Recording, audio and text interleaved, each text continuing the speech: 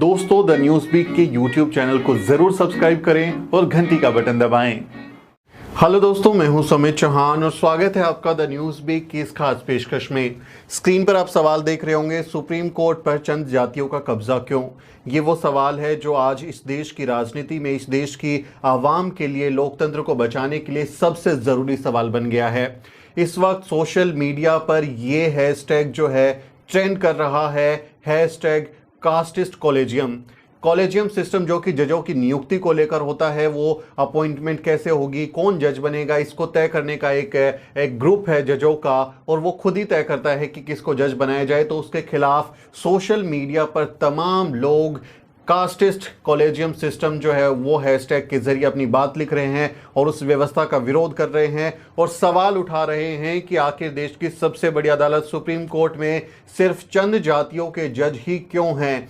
बाकी जो बहुसंख्यक आबादी है, SC ST OBC और साथ ही माइनॉरिटी समाज के जो व्यक्ति हैं, उनको जज क्यों नहीं बनाया जाता? उनके लिए क्यों अपॉइंटमेंट्स नहीं होती? क्यों वो इस देश के राष्ट्र निर्माण की प्रक्रिया में हिस्सा नहीं ले पा रहे हैं? क्यों आखिर कॉलेजियम के जरिए जज अपने रिश्तेदारों को जज बना रहे हैं और बहुसंख्यक आबादी SC ST OBC और माइनॉरिटी को देश की न्यायपालिका, देश के न्याय तंत्र से बाहर कर रहे हैं? तो उसका खुला विरोध आज हो रहा है। लोग सोशल मीडिया पर जमकर लिख रहे हैं। मैं आपको बताऊंगा कि ये विरोध क्यों हो रहा है और किसने क्या कहा। सबसे पहले आपको मैं ट्विटर पर लेकर चलता हूं, दिखाता हूं कि लोग वहां पर क्या लिख रहे हैं। तो इस वक्त जब आप ट्विटर पर देखेंगे तो दूसरे नंबर पर ये ट्रेंडिंग लिस्ट में कास्टिस्ट कॉलेजियम ये हैशटैग जो है वो ट्रेंड कर रहा है। और जैसे इस पर आप क्लिक करेंगे तो आपके सामने वो सारे ट्वीट्स आएंगे निकल कर, जिसके ज़रिए लोग लिख रहे हैं कि क्यों ये व्यवस्था, कॉलेजियम सिस्टम बहुत ही ख़राब है और इससे सिर्फ जजों के जो रिश्तेदार हैं, जो उनके जानने वाले लोग हैं, वही जज बन रहे हैं। ये प्रोफेसर दिलीप मंडल, जो कि वरिष्ठ पत्रकार और लेखक हैं, उन्होंने ट्वीट किया है। आप इनके ट्वीट को पढ़ेंगे तो इन्होंने अभी देखिए यहाँ पर लिखा है कि CJI रंगनाथ मिश्राज नेफ्यू दीपक मिश्रा बिकेम CJI, यानी जो रंगनाथ मिश्रा थे चीफ जस्टिस रहे और उनके फिर जो भतीजे हुए दीपक मिश्रा, वो भी चीफ जस्टिस बन गए। देश के CJI चंद्रचूड़ के बेटे वो भी CJI बन जाएंगे और जस्टिस HR खन्ना के नेफ्यू जो हैं वो भी CJI बन जाएंगे और वेंकट रमैया के जो बेटी है वो भी CJI बन जाएगी। ऐसा क्यों हो रहा है? तो ये दरअसल सवाल उठा रहे हैं उस व्यवस्था पे कि क्यों आखिर जजों के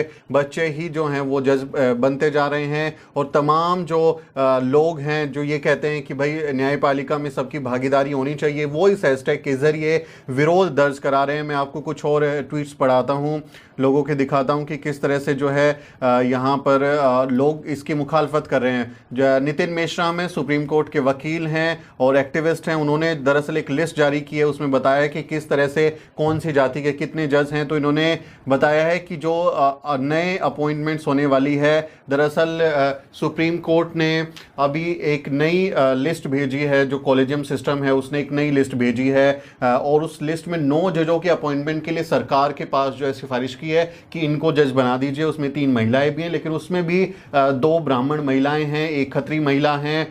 जो बहुजन समाज की महिला उसको भी भागीदारी नहीं मिले। तो वो लिस्ट क्या कहती है, वो लिस्ट मैं आपको बताता हूं कि नितिन मेश्राम की जो ये लिस्ट है वो क्या कहती है। उन्होंने लिखा है कि after 9 new appointment Supreme Court will have 11 Brahmins, 5 Bania, 3 Khatri, 4 Kayastha, 5 non OBC Shudra, 2 SC, 1 OBC और 0 ST इंक्लूडिंग 3 ब्राह्मण और 1 खत्री वुमेन। तो ये जो अभी इन्होंने नया जो अपॉइंटमेंट के लिए एक उन्होंने सिफारिश की है कॉलेजियम सिस्टम में, उसके बाद जो है 9 अपॉइंटमेंट्स के बाद ब्राह्मण जो सबसे ज़्यादा होंगे वो सुप्रीम कोर्ट में, तो उसका सवर्ण जातियों के लोग सबसे ज़्यादा होंगे, तो उसका विरोध हो रहा है।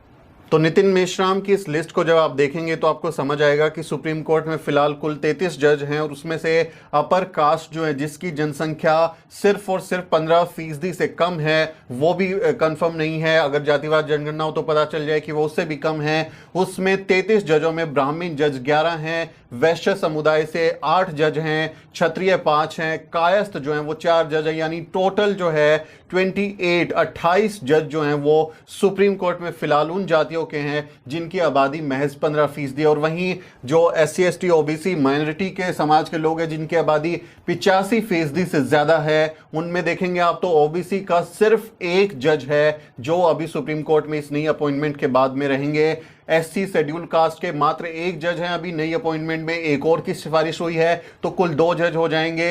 वहीं मुस्लिम समाज से भी एक ही जज होगा और क्रिश्चियन जो है वो भी एक ही जज इसमें सुप्रीम कोर्ट में होगा। यानी टोटल जो 85% आबादी है उसके महज 5 जज ही सुप्रीम कोर्ट में अपॉइंट होंगे। तो ये इस तरह की जो कंपोजिशन है सुप्रीम कोर्ट की, उसको समझने की बात है कि जिनकी आबादी सबसे ज्यादा है, 85% से ज्यादा जिनकी आबादी है, उनके महज 5 जज सुप्रीम कोर्ट में होंगे।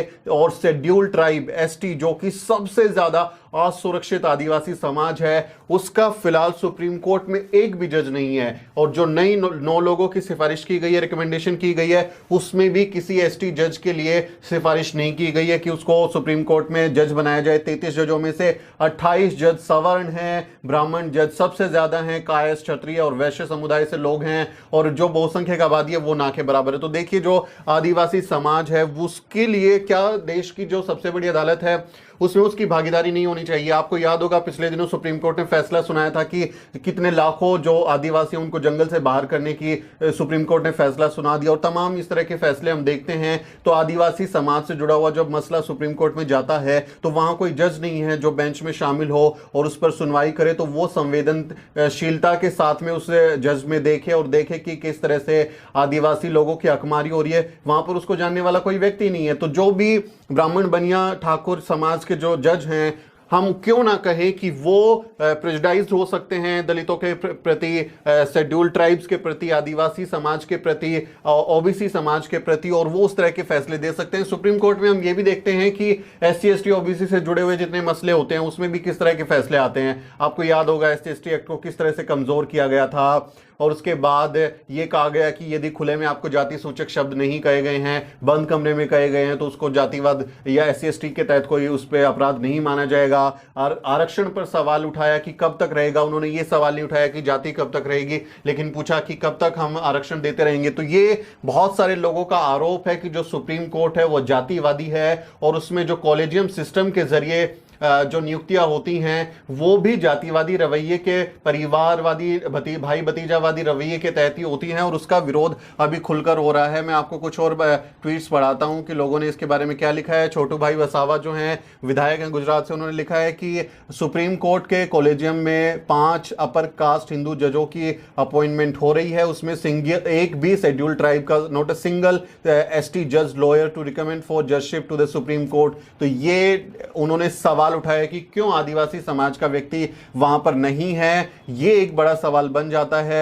SC ST OBC समाज के सिर्फ 5 जज, जबकि सबसे ज्यादा आबादी उनकी है, और जो सबसे कम आबादी के लोग हैं उनको सबसे ज्यादा प्रतिनिधित्व दिया जा रहा है। आपको याद होगा कि जो सुप्रीम कोर्ट है पिछले दिनों वहां पर ये राष्ट्रपति जो है भारत के, अभी दलित राष्ट्रपति हैं रामनाथ कोविंद, उन्होंने भी सवाल उठाया था कि क्यों इन सुप्रीम कोर्ट के अपॉइंटमेंट में जो है उसमें महिला जज नहीं है, बाकी समुदायों का प्रतिनिधित्व क्यों नहीं है। लेकिन अब उनको ये बात समझनी होगी, क्योंकि ये रिकमेंडेशन को एक्सेप्ट राष्ट्रपति के सिग्नेचर के बाद ही होता है।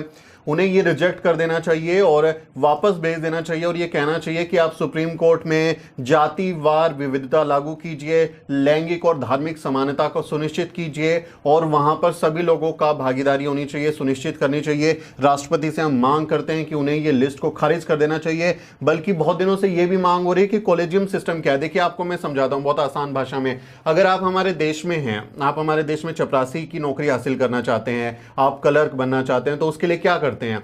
आप तैयारी करते हैं, खूब पढ़ाई करते हैं, इंटरव्यू की तैयारी करते हैं, लिखित परीक्षा की तैयारी करते हैं, ऑब्जेक्टिव या फिर ऐसे टाइप जो भी सवाल आते हैं उनका जवाब देते हैं, और तब जाकर एक परीक्षा पास करने के बाद आपको इंटरव्यू के लिए बुलाया जाता है, और उसके बाद फिर आपकी अपॉइंटमेंट होती है। ये एक सामान्य से चपरासी और क्लर्क की नौकरी के लिए इस देश में जरूरी है। लेकिन सुप्रीम कोर्ट और हाई कोर्ट में आपको जानकर हैरानी होगी कि सुप्रीम कोर्ट, हाई कोर्ट में जज बनने के लिए कोई परीक्षा नहीं होती है।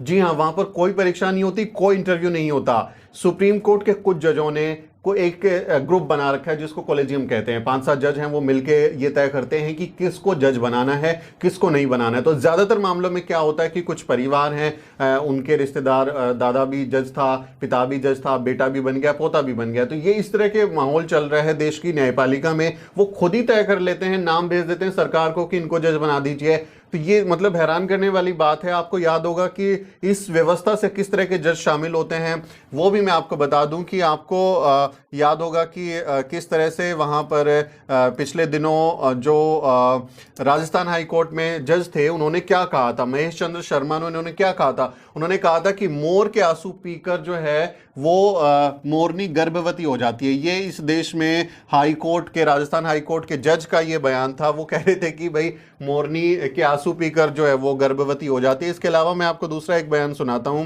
जिससे आपको और अंदाजा हो जाएगा कि किस तरह से कॉलेजियम के जरिए बहुत ही अनफिट लोग जज बन रहे हैं। और ये आप बयान अगर आप देखेंगे तो ये केरला हाई कोर्ट के जज थे, जस्टिस वी चिदम्बरेश। उनका ये बयान है कि born twice due to good deeds must be at helm of affairs, Kerala High Court जज ग्लोरीफाइज ब्राह्मण्स। उन्होंने कहा कि जो ब्राह्मण है वो अपने सद्गुणों के कारण, अपनी उनके अंदर अच्छाइयों के कारण 2 बार जन्म लेते हैं। जन्म होता है, फिर उनका जनेऊ संस्कार होता है। द्विज जो ट्वाइस बोर्न वोल उनकी थ्योरी है, वो कहते हैं कि वो ज़्यादा सुपीरियर हैं, सबसे ज़्यादा अच्छे हैं और उनको जो है सम्मान दिया जाना चाहिए। तो आप एक अंदाज़ा लगाइए कि जब ये जस्टिस वी चिदम्बरेश वहाँ हाई कोर्ट में जज की कुर्सी पर बैठे होंगे तो उस समय SC ST OBC माइनॉरिटी समाज के लिए क्या इन्होंने कभी भलाई का काम किया होगा? क्या अपने फैसलों में ये अपनी जाति के प्रति इनका झुकाव नहीं रहा होगा? क्या ये प्रेजुडाइज नहीं रहे होंगे अपनी जाति को, जो खुलेआम कह रहे हैं अपनी जाति को लेकर? तो इस तरह के अनफिट लोग भी कॉलेजियम सिस्टम के जरिए जो है वो चुनकर आ रहे हैं, उनको हाई कोर्ट सुप्रीम कोर्ट में जज बनाया जा रहा है। तो कोई कहता है कि भाई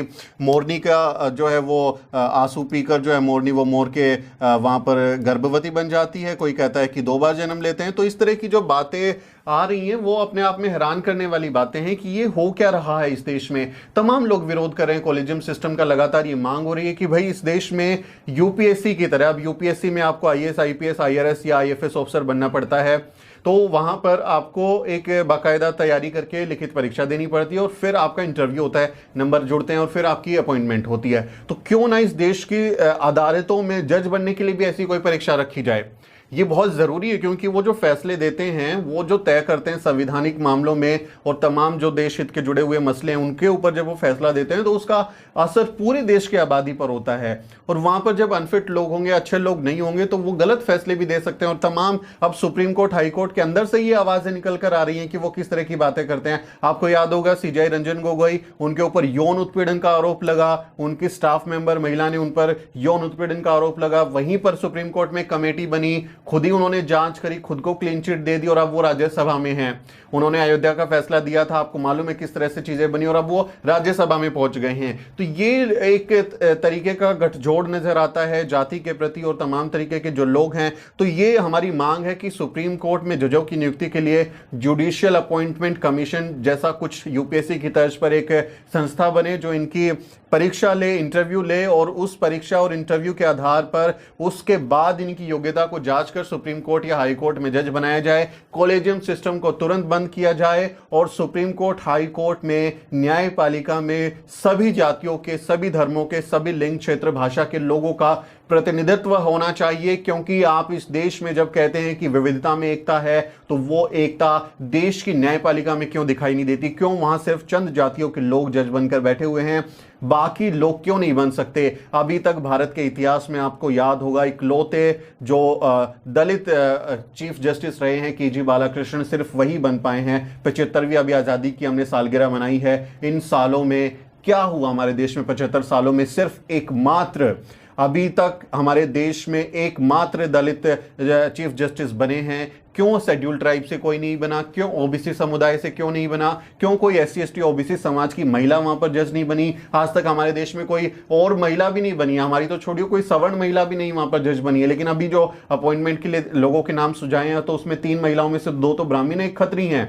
वो भी अपर कास्ट की 3 महिलाओं को उन्होंने सुझाया, हो सकता है वो 2026-27 में आके जज बन जाएं। तो ये इस तरह की जो एक तरीके की कहें कि हमारे देश का जो संविधान है उसकी भावना के खिलाफ जाकर काम करने की बात है। हमारे देश का संविधान कहता है कि सबको साथ लेकर चलना है, सबका साथ होगा, सबका विकास होगा, प्रधानमंत्री जी कहते हैं। लेकिन वो इस पार्लियामेंट में क्यों नहीं ये बिल पास कर देते हैं, क्यों नहीं ऐसा कानून ले आते हैं, क्यों नहीं एक ऐसे संस्थान का निर्माण कर देते हैं संसद के जरिए कि जो देश की न्यायपालिका है उसमें अपॉइंटमेंट के लिए बाकायदा ट्रांसपेरेंसी हो और उसके लिए कोई लिखित परीक्षा हो, कोई तो उसमें योग्यता जांचने का पैमाना हो, या सिर्फ एक लौता पैमाना यही होगा कि आपको किसी जज का बेटा बेटी भाई भतीजा ये सब होना है और आपको जज बना दिया जाएगा। ये हैरान करने वाली बात है और हमें लगता है कि ये इस देश के लिए बहुत जरूरी मसला है। इस पे खुलकर इसके बारे में बात होनी चाहिए और लोगों को इसके बारे में लिखना चाहिए और सुप्रीम कोर्ट को चिट्ठी लिखनी चाहिए, सीजीआई को चिट्ठी लिखिए, राष्ट्रपति के नाम लिखिए, प्रधानमंत्री के नाम लिखिए और ये मांग कीजिए कि हमारे देश में लोकतंत्र में सबकी हिस्सेदारी है। बाबा साहब डॉक्टर अंबेडकर ने कहा था कि हम जो है राष्ट्र निर्माण की प्रक्रिया में और इस राष्ट्र निर्माण की प्रक्रिया में सबकी भागीदारी होनी चाहिए, तभी हमारा देश जो है वो बेहतर बन सकता है। तो ये आज का एक बड़ा मौजू सवाल है। ट्विटर पर अभी आप देख रहे हो तो आप आइए, हैशटैग कॉलेजियम, कास्टिस्ट कॉलेजियम नाम से वहां पर हैशटैग चल रहा है, लोग लिख रहे हैं। आप अपनी बात लेके इस वीडियो के बारे में, इस जानकारी के बारे में आप क्या सोचते हैं वो भी जरूर लिखें और साथ ही हमारे चैनल को जरूर सब्सक्राइब करें। मेरा नाम सुमित चौहान है और इस वीडियो को बनाने में मेरी मदद कर रही हैं मेरी सहयोगी अजरा परवीन। अगले वीडियो में मिलते हैं साथियों।